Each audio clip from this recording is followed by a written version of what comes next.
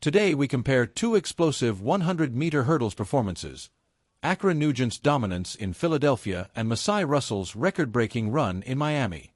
Speed, power, and history collide. Certainly popular from Jamaica, but not Sid popular. This is Tia Jones. She's making her third appearance as a Grand Slam challenger. 12:19. She was just off the American record only because she finished second in Miami. Great race. Taji Kambuji here from Switzerland. Her sister had to finish her season. She just announced she's pregnant. She needs her pediatrician. She wouldn't come over because she couldn't fly. And here she is.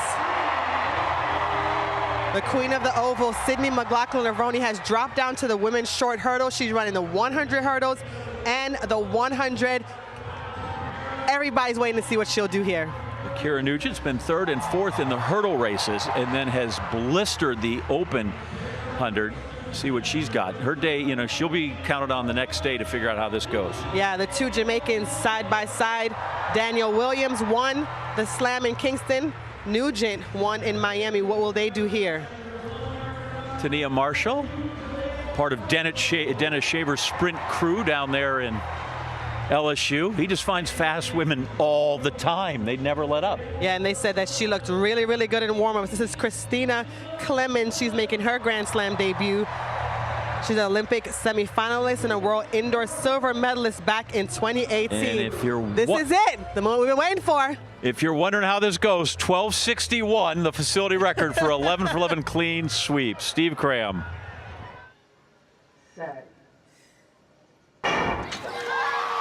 Sydney gets out. 100-meter hurdles. Nugent has got away quickly. Also going well. Tia Jones over the far side. It's Nugent just leading this one at the moment. Nugent's got this. Ackera Nugent continues to go away. Wins it easily in the end. 12:44. Sydney just not on terms in an event we wouldn't necessarily expect it to be. Tia Jones did hang on for second place after getting out sharp, but Nugent staffed her authority all over that race there. Got out well, was up with Jones, who we know can get out quickly, so does Tapper as well, but then she just continued to move away from there. Sydney, fifth. Great athletes like a challenge. I'd rather see her challenge herself, man, if I'm being honest.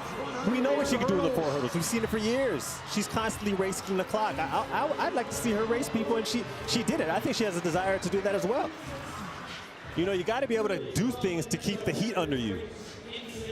I think she realizes that. She actually got out decently. Having Ackera right next to her, though, when you're next to that kind of cadence, it can actually throw you off because this is something that she doesn't necessarily feel all the time. She's on a stagger usually and doesn't always have athletes right next to her. So that's new for her. And to see someone three-stepping that quickly right next to you, yeah, it's not that simple to run next to.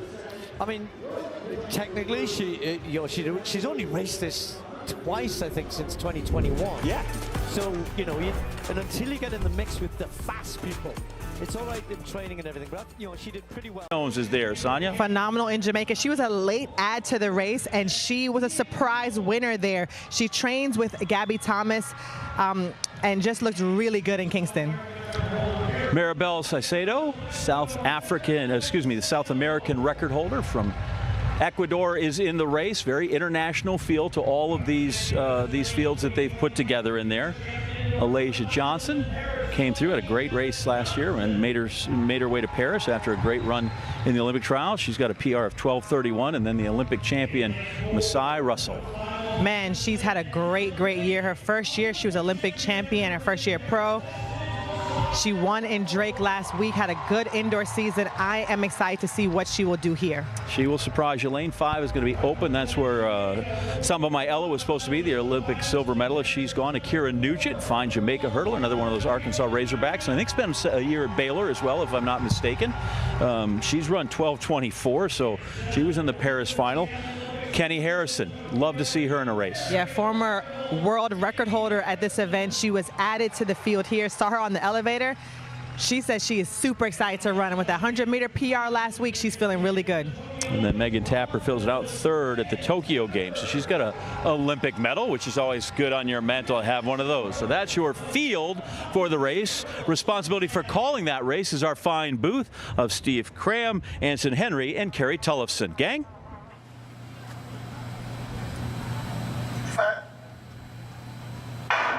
Well, there was a little twitch there from Russell, but they're away cleanly. Tia Jones going well over in lane 1 as well, but it's Russell in the middle, and Jones perhaps just has the lead here. It's going to be very, very tight on the line. Very tight indeed. That's perhaps Russell just getting it. The tape wraps itself around Russell's midriff. 12, is that right? I'm looking at the clock here, 12.17? Really? We've got to wait for the wind reading here. It says 2.0, I think. It says 2.0. It says 2.0. 12.17. Now, if that wind reading is correct, no wonder they're running around looking at each other saying, is this right?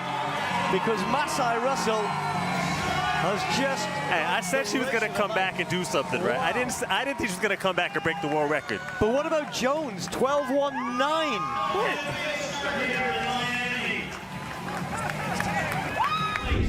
Okay, so what a way to start. That's we talk about racing and bringing your A game. You're the Olympic champion. You well, not at your best in the first Grand Slam. And Tia Jones, just phenomenal. Nugent, 12.34 in third, and was a long way back. You want to know something? With Samba Mayela out of the race, I think a lot of the women kind of calmed down a little bit. Really, it was tough luck for her, but usually athletes are like, well, you know, it's one less person I got to worry about. And I was a silver medalist at the Olympics, but Masai Russell coming through with 12.17. I'm still processing this. Yeah, man. I don't really know what's happening right now, you look down the list. I mean, that's an American record for Masai Russell. Tia Jones is, you know, just run something that I don't think she could have dreamed of running, 12.19. Even Kenny Harrison, 12.40 in fourth place. Oh, and that was without Samba Mayela, who sadly had to pull out. There, the result, the points as well, 12 to Russell, Jones with another. The 2025 Grand Slam track season delivered two women's 100-meter hurdles races that felt like statements about power, hierarchy, and evolution within the event. One unfolded in Philadelphia, where Ackera Nugent shocked the spotlight. The other exploded in Miami, where Masai Russell rewrote the American record books. Together, they created a fascinating comparison between dominance, legacy, and pure speed. In Philadelphia, anticipation centered on Sydney McLaughlin-Levrone. The global 400-meter hurdles icon stepped down to the shore hurdles, immediately transforming the race into one of the most discussed matchups of the season. The crowd expected brilliance. And while Sydney's presence electrified the stadium, the script changed the moment the gun fired. Ackera Nugent ran with fearless precision. Her start was aggressive, her hurdle clearance sharp and efficient, and her rhythm between barriers never wavered. While McLaughlin-Levrone showcased her trademark composure and long stride power, the technical sharpness required in the 100-meter hurdles favored the specialist. Nugent did not hesitate. She attacked each barrier, maintaining balance and cadence under pressure. The result was a commanding victory that shifted the narrative from crossover experiment to specialist supremacy.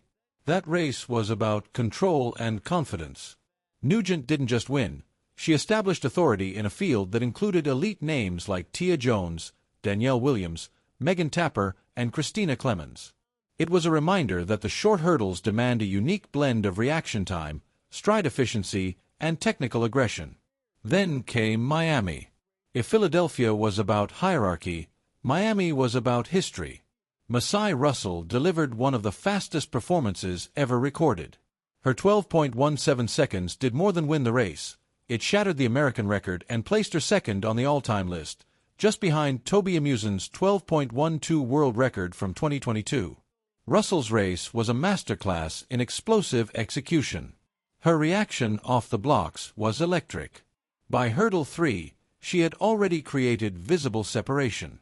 Unlike the tactical tension seen in Philadelphia, Miami was pure acceleration and sustained velocity. Tia Jones, Kenny Harrison, and Megan Tapper were all world-class competitors, yet Russell made the race look one-dimensional. Comparing the two races reveals something deeper about the women's 100-meter hurdles in 2025. Nugent's victory represented competitive assertion, a specialist defending her territory against a global superstar testing new limits. Russell's performance represented progression, pushing the event into historically rare territory. Sydney McLaughlin-Levrone's experiment highlighted versatility and courage, but it also reinforced how technically unforgiving the short hurdles can be. Nugent capitalized on that reality. Meanwhile, Russell elevated the conversation entirely, proving that the American sprint hurdle system continues to evolve even after generations of stars. Both races were insane in different ways. One reshaped expectations. The other reshaped record books. And together, they signaled something unmistakable. The women's 100-meter hurdles is no longer just about winning championships, it's about redefining what speed over barriers can look like in the modern era.